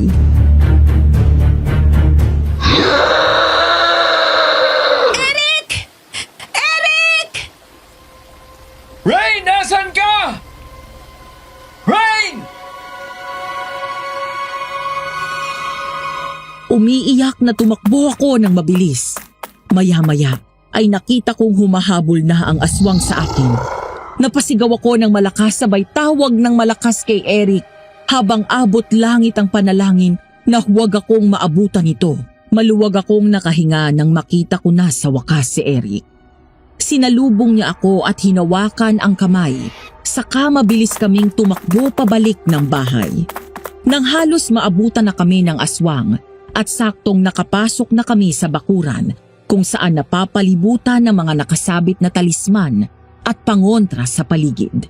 Hingal na hingal kaming napaatras nang tila mabangis na hayop na umangil ang aswang habang paulit-ulit nitong sinusubukang lumapit. Hindi pa tayo tapos, babae! Babalikan kita dahil akin ka! At matagal na kitang pag-aari! Labis akong natakot sa sinabi ng aswang. Matapos yun, ay mabilis itong tumakbo at sumuot sa kadiliman ng gubat. Takot na takot ako na napaiyak, kaya mabilis akong niyakap ng mahigpit ni Eric. Kinaumagahan, pasado 7:00 na nang magising ako at bumalikwas ng bangon matapos marinig na may kumikilos sa kusina. Nang lumingon ay agad ngumiti sa akin si Eric. Nakahanda na ang mga pinggan sa mesa at nagluluto na ito ng aming almusal. Good morning. Gising ka na pala. Hindi ka pumunta sa bukid? Hindi na muna. Tapos na naman ang anihan eh. Mula ngayon pwede na kitang tulungan sa mga gawain dito. Sana ginising mo na lang ako para natulungan kita. Mukhang sanay ka ng kumilos dito ah. Okay lang. Hinayaan kitang matulog para naman makapagpahinga ka. Alam ko, natakot ka at na-stress dahil sa nangyari kagabi. Okay lang ako. Mag-ayos ka na. Maya-maya kakain na tayo. Agad kong sinunod ang sinabi niya. Matapos yon ay naupo na ako sa mesa. Daig ko pa ang prinsesa na pinagsisilbihan nito. Pati kape ay si Eric na din ang nagtimpla. Dahil doon ay natawa ko. Mula nang dumating ako ay nasanay na ako na siya ang pinagsisilbihan ko. Bakit yan natatawa? Wala. Hindi ako sanay na nakakita kang kumilos dito sa bahay. Day off mo ngayon. Day off. Salamat ha. Maya-maya ay nagsimula na kaming kumain. In fairness kay Eric, Madam Venus, mula pa nang dumating ako sa poder niya, palagi niya akong pinaglalagay ng pagkain sa pinggan ko. Kapag isda ang ulam, ay pinaghihimay niya ako. Maya-maya ay sinubuan niya ako ng pako salad na ginawa din ito. Sarap? Oo. Nakuha mo na rin yung recipe ni Mami ng pako salad. Siyempre. Madali ako matuto kapag sa pagluluto. Nga pala, anong ulam ang gusto mo mamaya? Ako magluluto. Pwede ba tayo magkaldereta mamaya? Namimiss ko na yun eh. Oo ba? Sakto. Mamamalengke ako sa bayan mamaya. Pwede bang sumama? Oo naman. Hindi pa nga pala kita na ipapasyal masyado sa bayan. Eric, kailan ba ako uuwi? Napansin ko agad na natigilan ito sa pagkain. Biglang nagbago ang ekspresyon ng mukha nito at sumilip ang lungkot sa kanyang mga mata. Pagkatapos ay agad bumawi ng tingin at pinagpatuloy ang pagkain.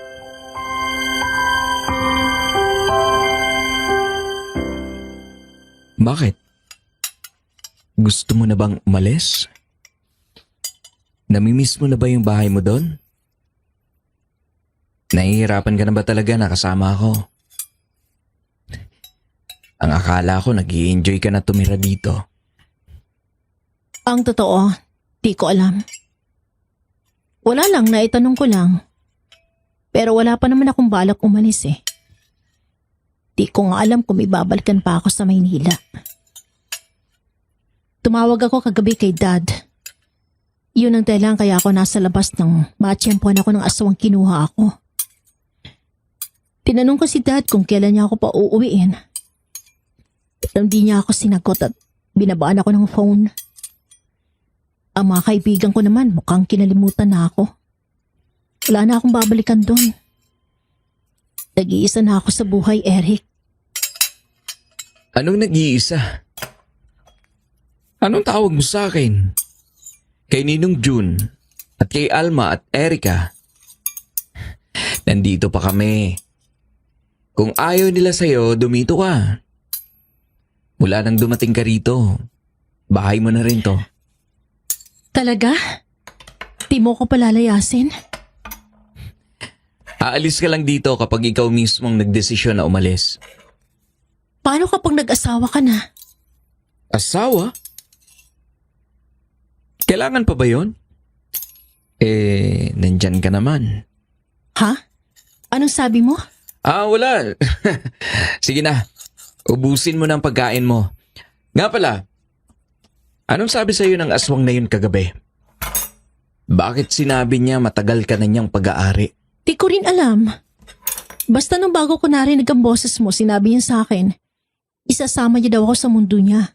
Aasawahin, ganun. Pero hindi ako pumayag. Sabi ko nga sa kanya, patayin na lang niya ako. Pero ayaw niya. Nakakapagtaka. Sinabi mo na nakita mo na siya doon pa lang sa Maynila. Tapos sabi niya, matagal ka na niyang pag-aari. Hindi kaya sinusundan ka niya noon pa? Eric, Maynila yun. Hindi naniniwala sa aswang mga tao doon. Maaaring sa inyo na doon pinanganak at lumaki. Pero paano ang mga galing dito sa probinsya? Naalala mo yung sinabi ko sa'yo? Hindi lahat ng nakakausap mo ay tao. Karamihan sa mga aswang ay kayang mag-anyong normal na tao sa umaga.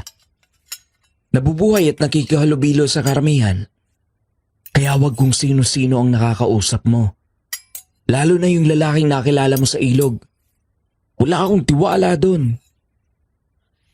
Ito naman no. Wala nga sa isip ko si Crisanto eh. Pinaaalalahanan lang kita. Oo na po, hindi na. Bilisan mong kumain para makaluwas na tayo sa bayan.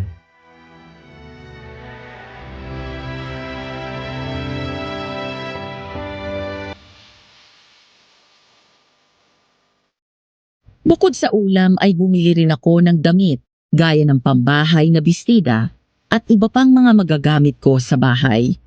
Nagpresenta na akong maghiwa ng mga rekado ng iluluto ni Eric habang pinapalambot ko na rin ang karne.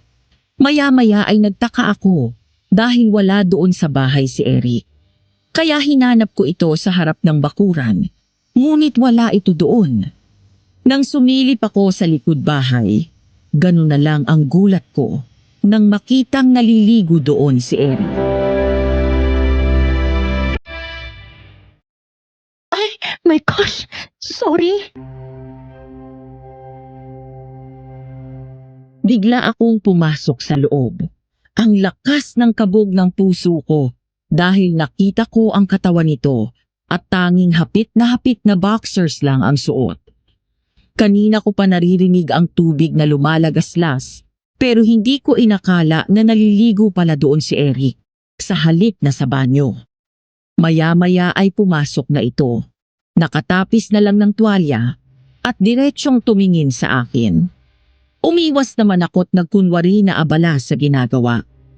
Ilang lalaki na ang dumaan sa buhay ko, pero wala pa kahit sino sa kanila ang nagawang pakabahin ako ng ganito sa isang tingin lang.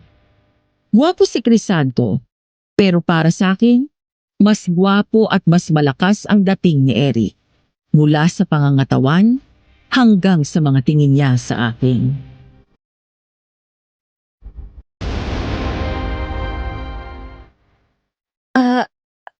Nakahanda na mga ingredients. Iluluto mo na lang. Malambot na rin yung karne. Sige, salamat. Natigilan ako nang nagkabungguan pa kami nang magkasabay kami sa pag-akyat sana sa kwarto. Naiilang na bumawi ako ng tingin hanggang sa umatras ito at pinauna ko. Maya-maya ay sumunod siya sa akin.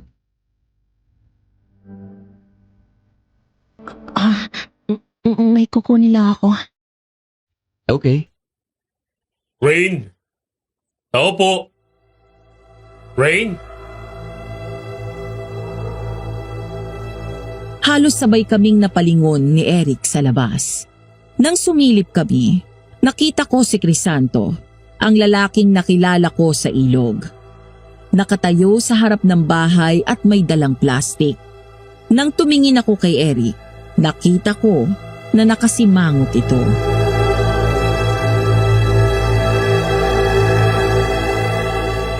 Magbihis ka na. Lalabas lang ako. Hindi ba't sinabi ko na huwag kang makikipag-usap dyan? Eric, nakakaya naman na hindi harapin. Maayos pumunta dito yung tao. Sandali lang naman eh. Rain? Rain? Tao po. Sige. Pero wag na wag kang lalabas ng bakuran. Oo. Nagmadali akong lumabas at sinalubong ng ngiti si Crisanto. Bukod sa dala nitong plastik, ay may dala din itong bungkus ng mga bulaklak. Napangiti ako nang makita ang dala nitong bulaklak.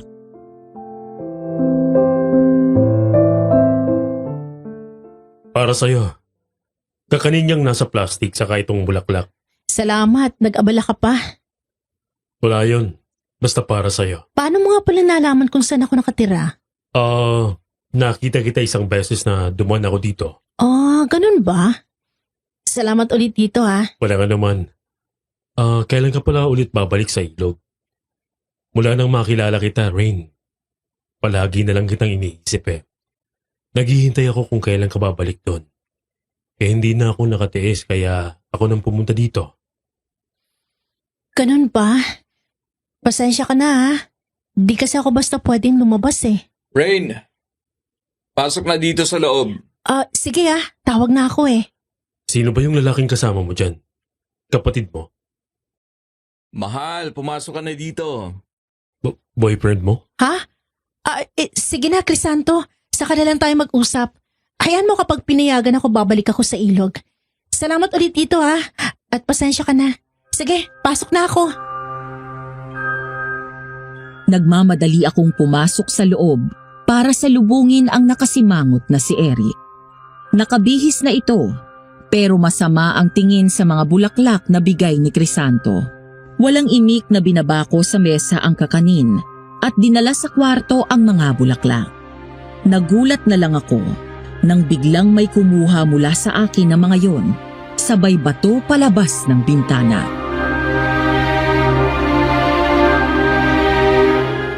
Hoy! Ba't mo tinapon sa labas? Akma na akong bababa para kunin sana ang mga bulaklak, pero hinawakan ako sa braso ni Eric. Nang lumingon ako sa kanya, ay bigla akong sinalubong ng halik nito. Nabigla ako sa ginawa niya, pero natagpuan ko ang sarili ko na tumutugon sa mga halik niya. Hanggang sa bigla akong natauhan at tinulak ko siya palayo. Bakit? Sorry. Maliligo muna ako. Natataranta na kinuha ko ang mga gamit ko sa panligo, maging ang tuwalya at mga damit, saka ako nagmamadaling lumabas. Parang sasabog ang puso ko ng mga sandaling yon, Madam Venus. Hindi ko rin maintindihan sa sarili ko kung bakit ko rin siya hinalikan. Pumasok ako sa banyo na malakas ang kaba. Nang mahubad ko ang damit ko ay agad akong nagbuhos para mahimasmasan. Hanggang sa halos mapatalon ako sa gulat nang biglang kumatok si Eric.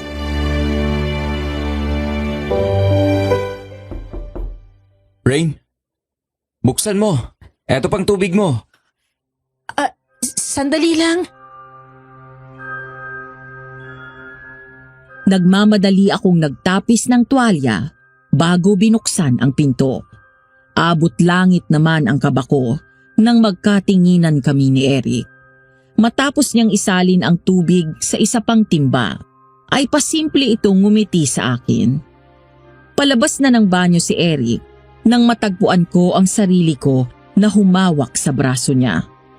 Biglang binitiwan ni Eric ang hawak na timba, sabay halik muli sa aking labi. at hinila pasarado ang pinto ng banyo.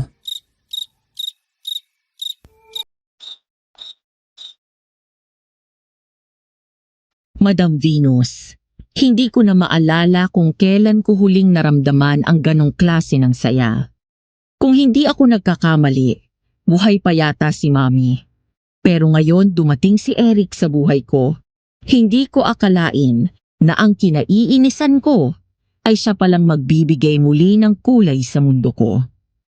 Matapos ang nangyari kanina sa amin ni Eric, ay naging sobrang lambing nito. Palagi itong nakayakap at wala kaming ginawa kung hindi ang tumawa. Ngunit ang masayang umpisa ng aming pagsasama ay nabahiran ng takot. Ang kwento sa akin ni Eric, madaling araw daw nang maalimpungatan siya at nakitang wala ako sa kanyang tabi.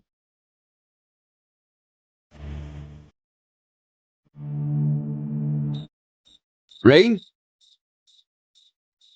Rain? Nasaan ka? Rain?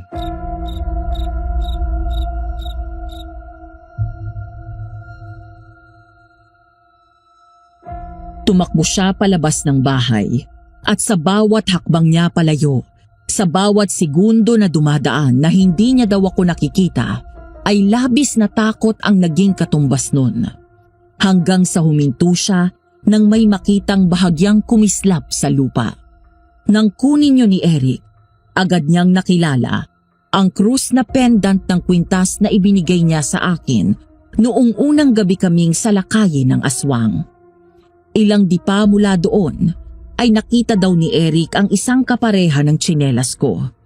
Hanggang sa maalala niya ang ilog matapos marinig ang tunog ng tubig mula doon. Dali siyang tumakbo at gano'n na lang daw ang panghihilakbot na naramdaman niya. Nang makita na nakalusong ako sa tubig at halos nasa dibdib ko na ang lalim.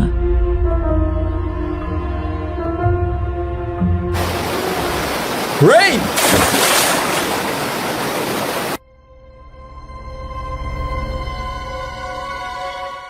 Agad lumusong sa ilog si Eric at mabilis na lumangoy.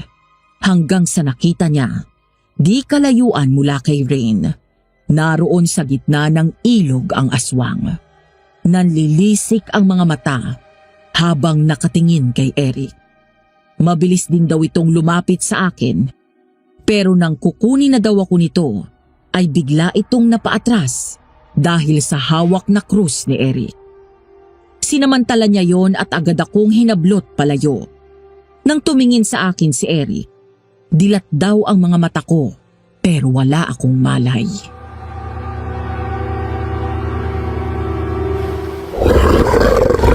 Anong kailangan mo sa kanya? Bakit mo ginugulo si Rain? Kinukuha niya akin. Kahit kailan ay hindi siya mapapasayo. Hindi sa'yo si Rain. Matagal na siyang pinangako sa akin. Kaya narito ko para kunin siya. Hindi ko siya ibibigay sa isang demonyo na tulad mo! Huwag ka nang papatayin kita! Oo! Patayin mo muna ako! Bago mo siya makuha! Kung kaya mo! Galit na umangil ang aswang.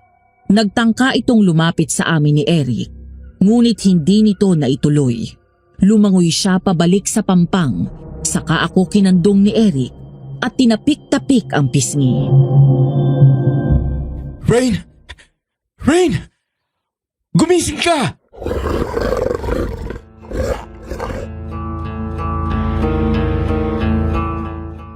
Nang hindi pa rin daw ako matauhan, ay saka ako tuluyang binuhat ni Eric. Naglakad daw siya paatras dahil sa patuloy na pagsunod ng aswang sa amin. Kapag sinusubukan itong sumugod, ay itinataas lang ni Eric ang krus na hawak niya at hihinto daw ang aswang hanggang sa tuluyan kaming makabalik sa bahay. Kinaumagahan, nagising ako ng may malamig na towel na nakapatong sa aking noo. Nang bumangon ako, ay bigla akong nakaramdam ng kaunting hilo. Doon ko lang naramdaman na bahagyang mainit ang pakiramdam ko. Nang sumilip ako sa kusina, nakita ko si Alma na nagluluto. Alma? Rain? Salamat sa Diyos at nagising ka na rin. Anong nangyari? Bakit ikaw nagluluto? Tsaka bakit, ano tong towel na to? Naku, mahabang kwento. Pero muntik ka nang makuha ng aswang kagabi. Ah? Paano? Eric, si Rain, gising na. Maya-maya ay narinig ko ang mabilis na takbo ni Eric. Agad itong pumanik sa kwarto at niyakap ako ng mahigpit. Ramdam ko ang pag-aalala niya sa akin. Nangingilid ang mga luha nito ng umiti at walang pag-aatubiling hinalikan ako ng matagal sa labi bago muling niyakap ng mahigpit. Kumusta ka na, ha? Tinakot mo ako kagabi, ha? Ano bang nangyari? Wala ka bang natatandaan? Ang naalala ko lang naalimpungatan ako kagabi matapos marinig na parang may tumatawag sa pangalan ko. Bumangon ako at bumaba ng kwarto. Matapos yun wala na akong maalala pa. Naabutan kita sa ilog at nasa malalim ka na. Palapit sa aswang. Gusto ka niyang kunin, Rain. Determinado siyang kunin ka. Basta ang sabi niya sa akin, naipangako ka na daw sa kanya pero hindi niya sinabi kung sino ang nagbigay sa'yo sa aswang na yon. Rain, sorry sa sasabihin ko ha. Pero hindi kayang daddy mo? Di ba, ikaw na rin ang nagsabi na pilit kanyang pinatapon dito? At sa Maynila pa lang, nakita mo na yung aswang na yun. Mas mabuti na wag muna tayong basta manghusga. Pero ayun nga, nakita kita sa ilog at wala sa sarili. Nakadilat ka, pero wala kang malay. Pagdating natin dito ay bigla kang inaapoy ng lagnat. Nagdideliryo ka at panay ang tawag mo sa mami mo. Takot na takot ka. Ang akala ko hindi ka na magigising. Sorry, pinag-alala na naman kita. Huwag mo nang isipin yon. Ang mahalaga ay ligtas ka. Eric, may ibibigay pala ako sa'yo. Ano yun? Eto kunin mo. Kumunot ang noo ni Eric. Gayon din ako. Nang ilabas ni Alma ang isang nakabalot sa lumang tela. Nang buklatin yun ni Eric, ay nasa loob ang isang ancient double-edged dagger. Sa unang tingin pa lang ay halata ng antigo yun, ngunit maganda pa rin at mukhang matalim.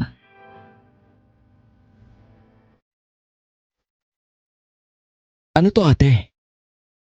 Ang sinaunang balaraw na may magkabilang talim. Isa siyang pamana pa mula sa mga ninuno namin sa side ni Mama. Ang sabi ng lola ko, mabisa daw yan na sandata laban sa aswang.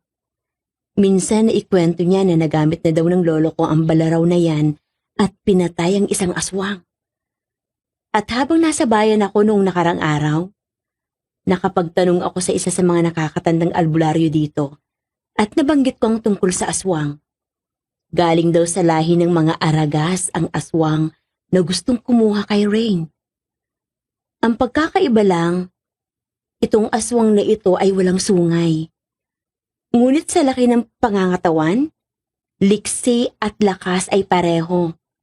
Sabi niya, kung papatayin daw natin ang aswang, siguraduhin na tamaan ito sa puso, batok o sa mismong ulo para tuluyan itong mamatay. Pagkatapos ay agad na sunugin ang katawan kasama ang mga sanga ng sinukuan at kamangyan at insenso nang sa ganun ay mamatay din maging ang espiritu nito dahil may posibilidad na muling mabuhay sa ibang katawan kapag naiwan daw ang kanilang espiritu. Sige, tatandaan ko yan.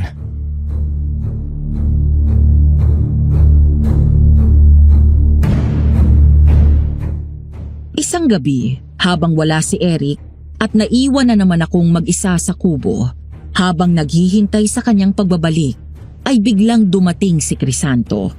Dahil maayos naman itong pumunta doon, Maayos ko rin siyang hinarap. Agad itong tumingin sa bahay na parang may hinahanap.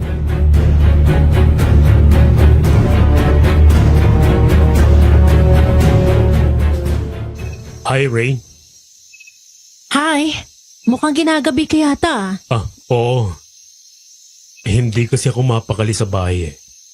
Iniisip kita kaya nagbaka sakali ako na pumunta dito. Wala ba yung lalaking kasama mo dyan? Si Eric. Wala siya, umalis. Pero baka pabalik din yun anytime. Bakit? Kasi Rain, may gusto sana akong sabihin sa'yo eh. Sige, ano yun? Pwede ba dito tayo sa labas mag-usap? Gusto ko sabihin sa'yo na malapit ka sa akin. Sige. Lumabas ako ng bakuran at lumapit dito. Saka ngumiti na humarap kay Crisanto.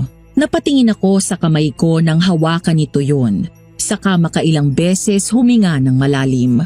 Habang ako naman sa mga sandaling yun, ay unti-unting umaahon ang matinding kaba.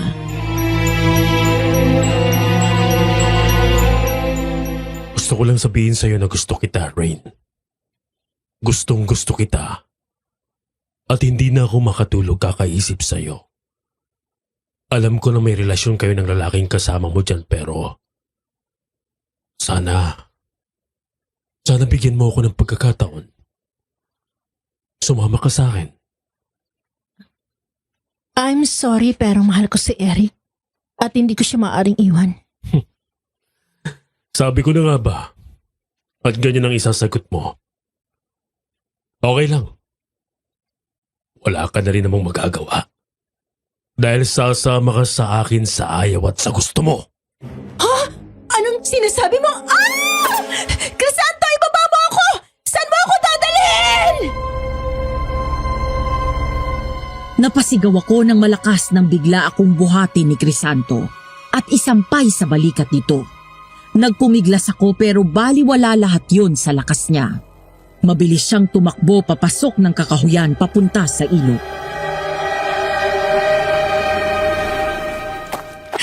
Crisanto, parang awa mo na! Ibaba mo ako! Ngunit parang bingi ito na hindi naririnig ang pakiusap ko. Patuloy lang ito sa pagtakbo hanggang sa makarating kami sa ilog kung saan niya ako binaba.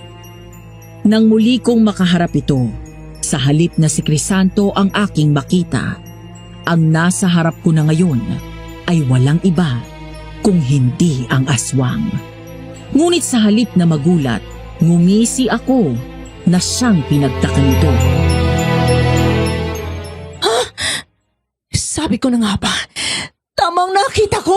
Anong ibig mong sabihin? Alam ko nang ikaw ang aswang, Crisanto. At hindi ako sasama sa'yo. Malakas na sumigaw ito nang idikit ko sa kanyang noo ang pendant na krus na binigay sa akin ni Eric. Doon ako nabitawan ni Crisanto. Pero agad itong nakabawi at halos magliyab ang mga nanlilisik na mata nito sa labis na galit.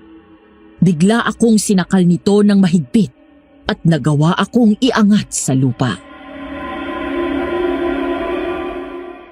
Napakatigas talaga ng ulo mo! Ayaw kitang saktan pero ayaw mo makinig sa akin! Kinukuha ko lang ang para sa akin pero nagmamatigas ka! Kung hindi ka nila mapupunta sa akin, papatayin na lang kita!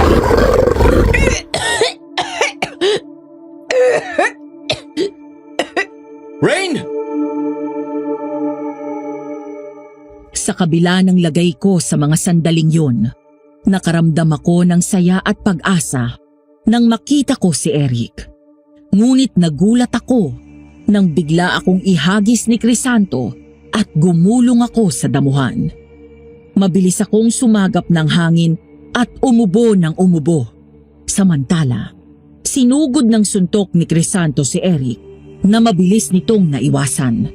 Tumungo si Eric sabay bunot ng balaraw at saka sinaksak ito sa tagiliran. Umangil ng malakas ang aswang at agad nakabawi at nakalmot sa braso si Eric.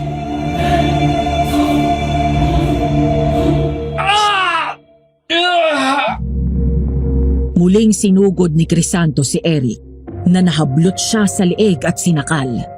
Pagkatapos ay binalibag nito sa lupa si Eric. Sabay taas ng kamay nitong mahaba at matatalas ang kuko. Kita ko ang labis na galit sa mga mata ng dalawa para sa isa't isa. Papatayin kitang lalaki ka! Inagaw mo sa akin si Rain! Kahit patayin mo ko, hindi mo pa rin siya makukuha. Dahil ako ang mahal niya. Huwag mo siya sasaktan, Crisanto! Pakiusap, huwag! Kung ito na ang paraan para makuha kitang gagawin ko, papatayin ko ang lalaki ito! Kahit patayin mo siya, hindi mo pa rin ako makukuha dahil ako mismong papatay sa sarili ko!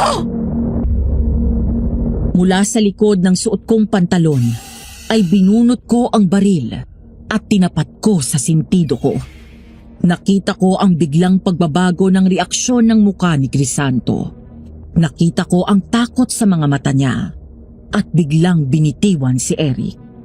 Nang makahanap ng pagkakataon, biglang bumangon si Eric at sinaksak sa batok ang aswang. Pagkatapos ay binato ko kay Eric ang baril at binaril pa nito sa dibdib ang aswang. Bakit mo pinain ang sarili mo? Alam mong delikado. Dahil alam ko hindi niya ako magagawang saktan. Paano mo nalaman ang lalaking yun ang aswang? Nung madaling araw na lumabas ako ng bahay na wala sa sarili. At naabutan ako ni Eric na nasa ilog. Totoo na wala akong maalala na lumabas ako at pumunta sa ilog. Pero nang nasa tubig na ako, mga hanggang baywang ang lalim, doon ako natauhan. At nakita ko na nasa gitna si Crisanto. Nakangisi habang nakatingin at naghihintay sa akin. Maya-maya, lumubog siya sa tubig. At pag-ahon niya, isa na siyang aswang. Kahit takot na takot ako, hindi pa rin ako nagpahalata. Pero sa isip ko, panayang dasal ko na sana'y dumating si Eric. Kung ganun, sino ang nakaisip ng ideya na to? Ako, ate. Ayaw pa nga pumayag ni Eric nung una eh. Natatakot siya na mapahamak ako pero pagkatapos ng katakot-takot na labi ngayon, napapayag ko rin. Proud na proud ako sa'yo. Kahit natatakot ka, nilabanan mo para maipagtanggol mo ang kalayaan mo. Kailangan eh. Kailangan matuto ako ipagtanggol ang sarili ko mula sa aswang at kahit sa sarili kong ama.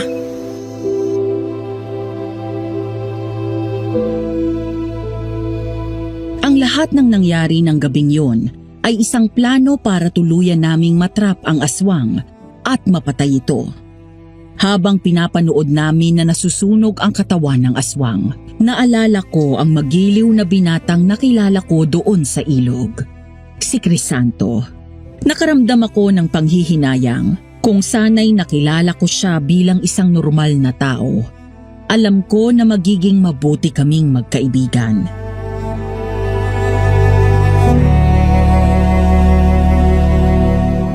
Sino ang sinasabi niya palagi na nagbigay sa'yo sa kanya? Ako. Gulat na napalingon kaming tatlo nang lumabas mula sa likod ng isang malaking puno si Mang Jun. Napaatras kami at agad akong itinago ni Eric sa likod nito. Lalo kaming naalarma nang maglabas ito ng baril at itutok sa amin. Umalis ka dyan, Eric. Hayaan mo gawin ko ang trabaho ko. Ninong, anong ibig sabihin nito? Ikaw ang nangako na ibibigay si Rain sa aswang? Ako nga. Pero bakit? Sumusunod lang ako sa utos, Rain. Pasensya ka na. Kailangan kitang patayin bago ako bumalik ng Maynila. Kung hindi, baka ako ang balikan nila. Sabihin niyo ang totoo, Mang John. Si Tita Susan ba nag-utos sa inyo patayin ako?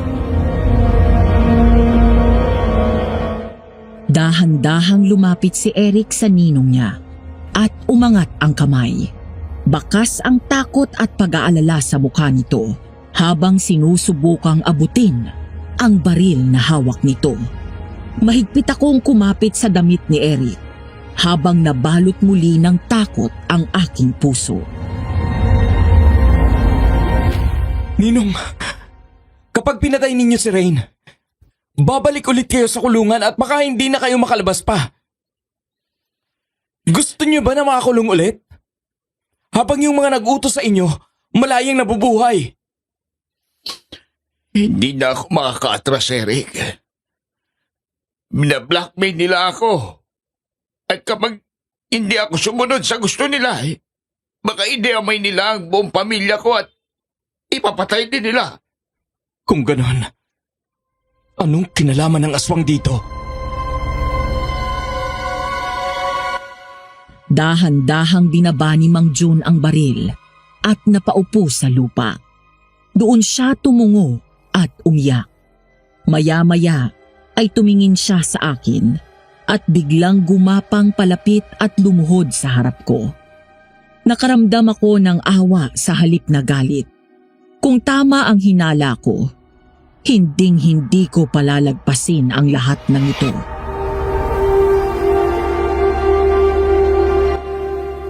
Patawarin niyo ako, Ma'am Rain.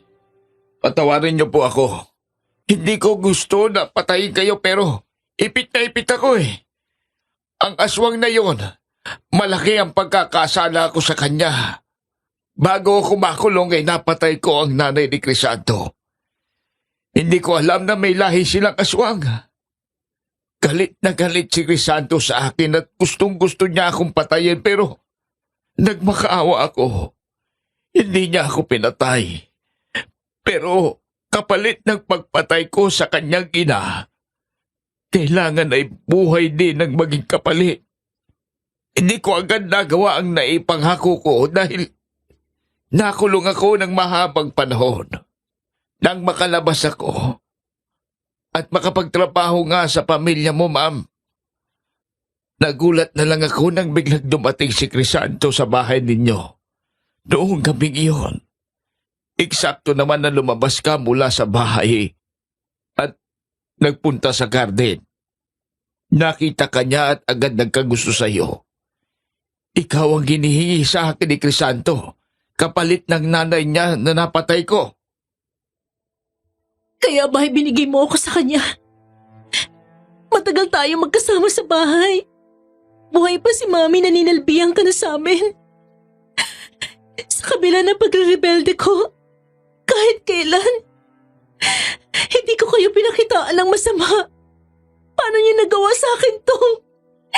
Dahil inutusan din ako ng daddy mo na patayin ka, ma'am. Ano? Dahil hindi kita kayang saktan, ma'am. Kaya naisip ko na mas mabuting ibigay na lang kita kay Crisanto kaysa patayin kita. Totally, ikaw ang gusto niyang kunin at natitiyak ko na hindi ka niya sasaktan. Yun ang dahilan kaya pinadala ka dito ng daddy mo, ma'am. Dahil ipinapapatay ka niya sa akin. Pero hindi ko akalain na makikialam si Eric. Hindi ko inaasahan na iibig siya sa iyo. Hindi ang tita Susan mo ang may gustong patayin ka, kundi ang daddy mo, ma'am. At hindi suicide ang kinamatay ng mami mo. Hindi niya nilason ang sarili niya. Ang daddy mo ang naglason sa kanya. Rain, may kailangan ka ring malaman tungkol sa akin at sa mami mo. Anong kailangan kong malaman?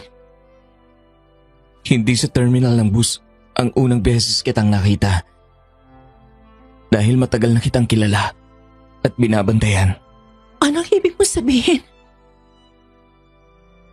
Noong narelieve ako sa serbisyo, matapos ang paglilitis sa kaso ng pagpatay ko sa pumatay sa pamilya ko, si Ninong ang tumulong sa akin. Pinasok niya akong bodyguard ng mami mo. Noong panahon na yon, ay hiwalay na sila ng daddy mo. Palagi tayong nagkikita sa bahay ng mami mo tuwing dumadalaw ka. Pero hindi mo ako napapansin. Sa mga kwento ng mami mo kita nakilala. Ilang araw bago siya mamatay, hinabiling ka niya sa akin. Gusto niyang matuto ka ng mga gawaing bahay at tumino ka dahil may pagka-spoiled brat ka nga daw. Nangako rin ako sa kanya na babandayin kita dahil palaging sinasabi ng mami mo ang pangamba niya na maaaring saktan ka ng daddy mo. Kaya nang malaman ko mula kay Ninong na iuuwi ka niya dito sa Bicol, nagpresenta ako na dumito ka. Pero hindi ko alam na may plano si Ninong na patayin ka. Mang Jun, bumalik ka sa Maynila at sabihin mo kay Daddy na patay na ako. Maynila. Pagpasok sa malawak na bakura ng mansyon namin, ay dumiretso sa loob si Mang Jun. Agad ngumiti ang daddy ko nang salubungin siya mula doon sa pinto at dumiretso sila sa sala kung saan naroon din ang tita Susan ko. Ano, Jun? Nagawa mo na bang pinagagawa ko? Wala na si Rain? Opo.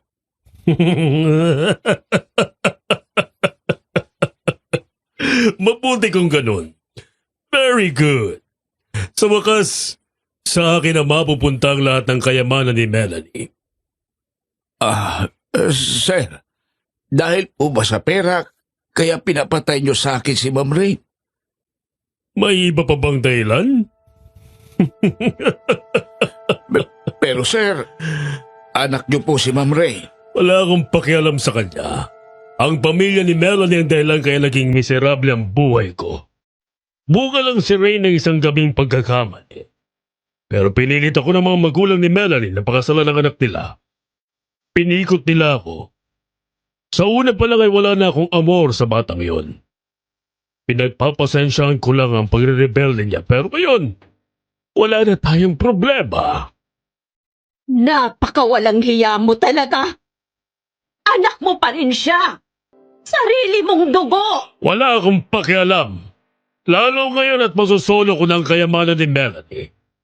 Mahal, mas yayaman na tayo ngayon. Hindi na kaya ng konsensya kong mga ginagawa mo. Kung alam ko lang na ganyan ka, hindi na sana kita pinatulan.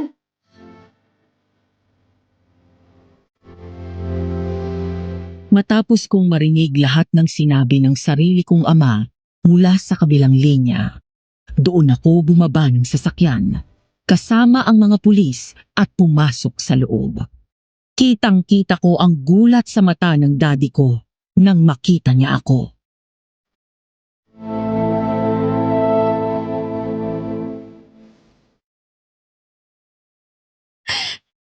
Pinalagpas ko ang kawalan mo ng pakialam sa akin.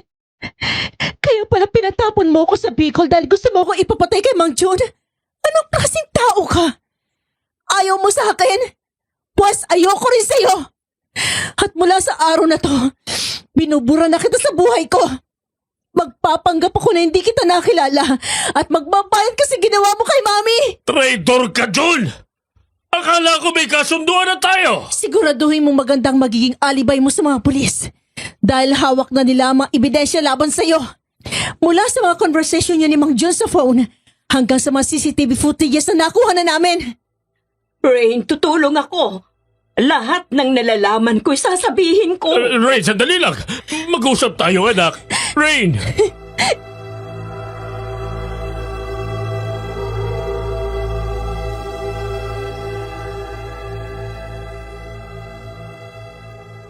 Napangiti ako nang bumaba mula sa sasakyan at salubungin ang pamilyar na ganda ng tanawin. Sa kabila ng hindi maganda at nakakatakot na karanasan ko sa lugar na yon, ay naging malapit na ang puso ko doon. Bukod sa ganda ng paligid, isa lang naman ang dahilan ng pagbabalik ko matapos ang 3 buwan.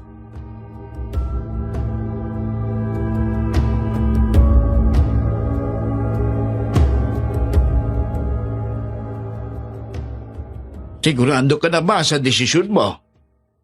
Tinalikuran mo na ang buhay mo sa Maynila para manirahan dito. Sigurado po ako.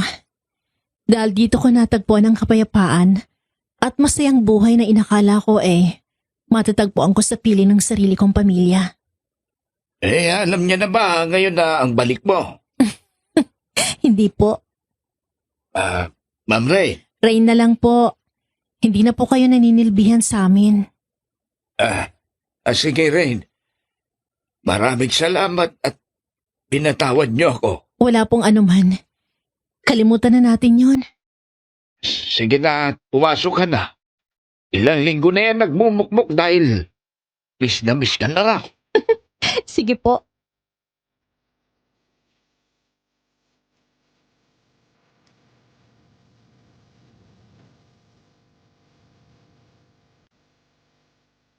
Napangiti ako nang maya-maya ay dumating si Alma, karga si baby Erica. Excited akong pumasok sa bakuran habang hila ang dalawang malaking luggage ko. Mula doon ay naririnig ko na may kumikilos sa loob ng bahay. 3 buwan din akong nanatili sa Maynila.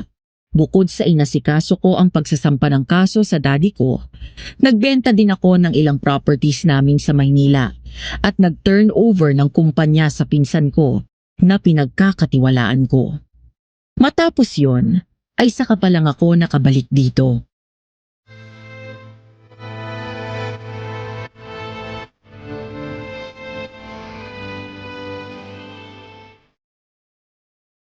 Tao po! Tao po! Sino? Rain?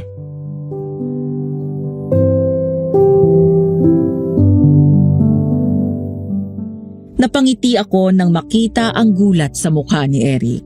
Halos hindi ito kumukurap habang dahan-dahang lumalapit sa akin. Iniwan ko ang dala kong maleta at sinalubong si Eric. Pagkatapos ay ngumiti ako.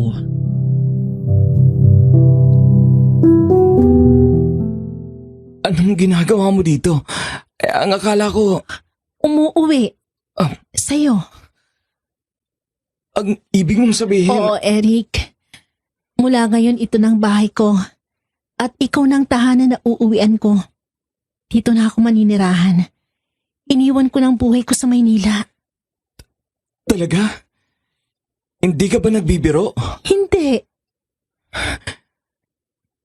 Hindi mo na ako iiwan ulit? Hindi naman kita iniwan eh. Pumunta lang ako ng Maynila dahil marami ako inasikaso. Sa akin ka na? Habang buhay? Oo. Habang buhay. Kahit nakubo lang ang bahay natin. Mas gusto kong sa kubo tumira basta kasama ka. Kahit walang washing machine. Bibili na tayo. Kahit na panggatong ang nilulutuan mo. I don't care, Eric.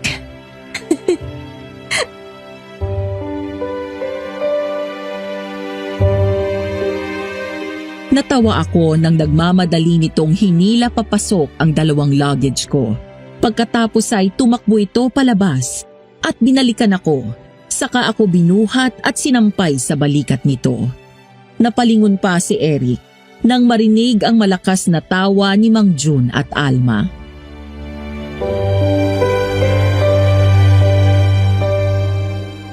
Hoy Eric, dahan-dahan at baka madapa kayo. Sus, excited na excited. Ninong, ikaw na munang bahala dun sa bukid ko. Ate, wag muna kayong pupunta dito 3 araw kaming hindi lalabas. Hoy, grabe ka! Bye guys! Babawi lang ako!